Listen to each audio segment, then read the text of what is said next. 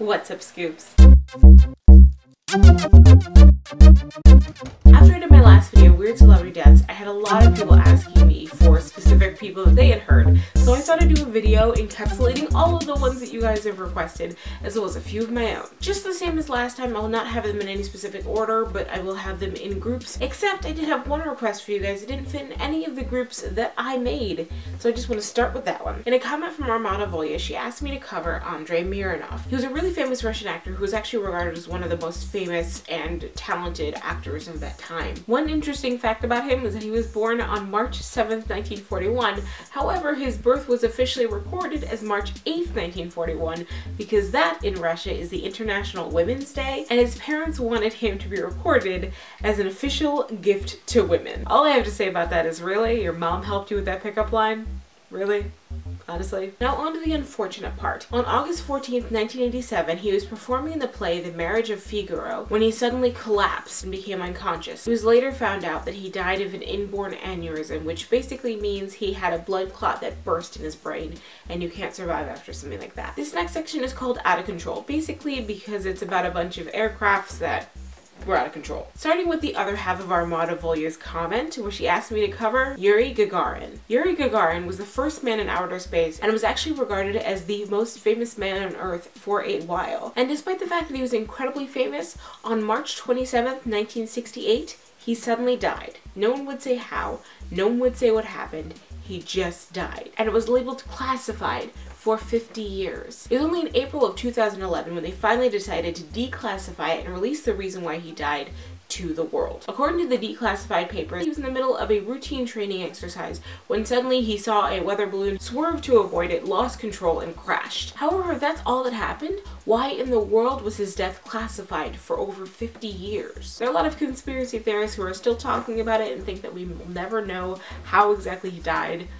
I might agree with them. Another comment from Neva has requested that I cover the accidental death of Vic Morrow. Vic Morrow was a very well-known action hero who did a lot of amazing films throughout his career. When he signed up to do the Twilight Zone movie, directed by John Landis, he probably thought it would be just another role. However, John Landis liked taking a lot of risks while filming. He made up a plan where Vic Morrow would look like he was running down a river, carrying a little boy under one arm and a little girl under the other, running to safety. And around them while shooting would be explosions coming out everywhere, dangerously close to the actors, and over their heads would be a helicopter flying quite low. So John Landis calls action. They're running through the stream, kid under each arm, explosions are going off, the helicopter's flying over, and he keeps saying lower, lower, lower to the helicopter, who's flying just basically right over their heads.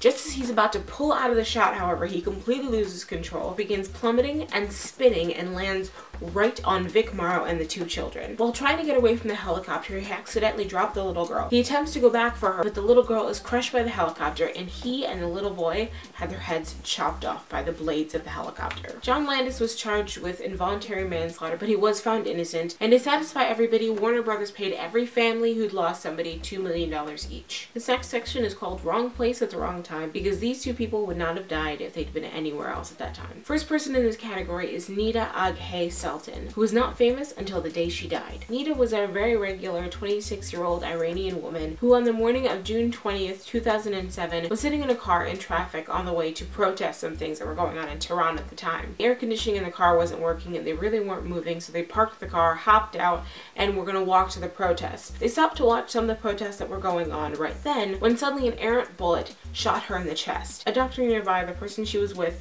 and a few people from the crowd all ran over to attempt to help her, but it was pretty much a lost cause. She died within 2 minutes and just bled out on the city streets. The thing that made this famous, however, is the fact that somebody had a camera nearby. They ran right over, videotaped her dying and literally bleeding out of her eyes, nose, and mouth, and then put the video up on YouTube. Today is regarded as probably the most widely witnessed death in history. Next on the list is Steve Irwin, and I know for every single person of my generation it will always be too soon to talk about Steve Irwin, but we gotta do it, guys. Steve Irwin was an Australian wildlife expert. He had a show called The Crocodile Hunter, and although every single one of us loved him, we all completely agreed that the wildlife that he loved so much would eventually kill kill him. Unfortunately, we were correct. On September 4th, 2006, Steve and his crew were waiting to do a very specific shot on land. However, it was raining, so while waiting out the rain, he decided he was going to do another shot that would be needed for another piece of the show. So he hopped in the water and there was a camera set up. The camera started shooting, he started swimming, and apparently there was a stingray just beneath him that he didn't really see. It felt boxed in and it attacked him with its tail. It got him right in the chest. He immediately stopped, grabbed the spine in his chest, and pulled it right out, at which point he had a cardiac arrest and died very soon after. We will miss you always, Crocodile Hunter. This next section is called By Their Own Hand because everyone in this section, either on purpose or by accident, they each had something to do with their own death. The first person in this section is Harry Houdini, requested by GamerKitty45. Harry Houdini was of course one of the most famous magicians ever. As everyone who's ever heard of Harry Houdini knows, the famous story is that he was lounging in his dressing room one day when a few students came in, the strongest of them saying, "I've heard you say that your stomach muscles are so strong, I could punch you in the stomach right now and you'll never feel it." And he said, "Absolutely, I totally can." According to the story, he punched him 3 times before Harry Houdini had time to prepare himself. Then he was able to tighten up his stomach muscles, was able to accept the rest of the punches without having any injuries. When asked, he said he was perfectly fine, then shortly thereafter he died. That's the story. However, what people don't know is that for several days before, he'd actually been suffering from appendicitis, and he refused medical help because he said, "I've beaten all these other things, why can't I beat appendicitis?" There are actually a few medical experts who say that the punch had nothing to do with it. Because he had appendicitis and he wasn't treating it, the next logical step is that it will rupture. Whether it hurt or had nothing to do with it, it certainly didn't help him because on October 24th, 1926, while he was performing his very last show, he collapsed. He was then revived and continued the show, but afterward he went to the hospital. And very shortly after, on October 31st, 1926, Harry Houdini died due to a ruptured appendix. Next is R. Bud Dwyer. R. Bud Dwyer was the treasurer of Pennsylvania from 1981 to 1987. And in 1986, it was found out that all the state workers overpaid their federal taxes because of a mistake done by the state. When that happens, they make a contract of recovery and other states can bid on it. California got that contract. However, it was found out later that they never actually put a bid out for this, and it was speculated that R. Bud Dwyer had accepted a bribe from California to give them the contract. He was charged and convicted of the crime, even though he continuously said that he never did that. On January 22nd, 1987, he held a press conference. He read a letter that he prepared, basically saying, "I am innocent of these charges." Then he pulled out 3 envelopes and handed them to people. One was a suicide note to his wife, the other was an organ donor and papers like it, and the last one was a letter to the person who will be taking office after him. Then he said, "If anyone here is squeamish, please leave the room right now."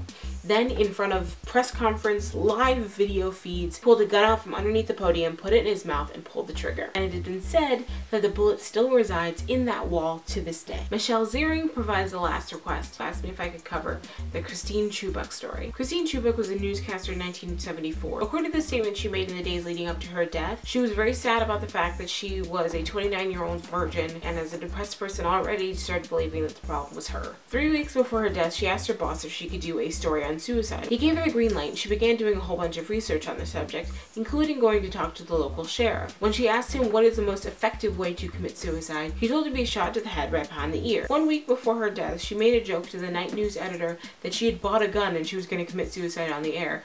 To which he replied, "That's not even funny, don't make jokes like that." Then on July 14th, 1974, she set up a story that she was going to do, and then the editor cut it because there was a shootout that just happened, and he said, "The audience likes blood and guts, so we're going to give him blood and guts." The following morning, July 15th, 1974, she sits down with her prepared script and starts doing the news. She did about 3 stories, then moved on to the shootout. They prepared some man-on-the-street interviews asking people what they thought about the shootout. However, when that refused to play, she decided to just go rogue, and this was the time that that's happening. She dropped her papers and said something to the effect of, "In compliance with this channel's policy of blood and guts and always being first, here's another first, an attempted suicide." She picked up a knife, put it right behind her ear, and pulled the trigger. At first, everyone was kind of silent. They didn't really know what was going on, but then her body started seizing, and they immediately went to a PSA and then a very long movie. I see someone who committed suicide in a completely inappropriate way. Not that I think that there's an appropriate way to commit suicide. I actually think committing suicide is incredibly selfish, and there was no reason whatsoever for her to do it in such a public forum where she would be putting the picture of her shooting herself in the head in the minds of every single person who watched that morning show. Just the same as last time, I will tell you that a lot of these deaths are available somewhere on YouTube, and I do not advise watching them. I've seen a couple of them only because I thought it was people talking about them, but in fact it was actually the death on camera. It's not fun to watch. I don't want that picture in my brain, but I've got it now and it's not fun. If you really, really want to watch it, it is available. I will not post links. You're gonna have to find it. Thank you so much for watching this video. If you have anyone else that you think I should cover, put them in the comments below. Please remember to like, favorite, and subscribe, and I will see you on Thursday.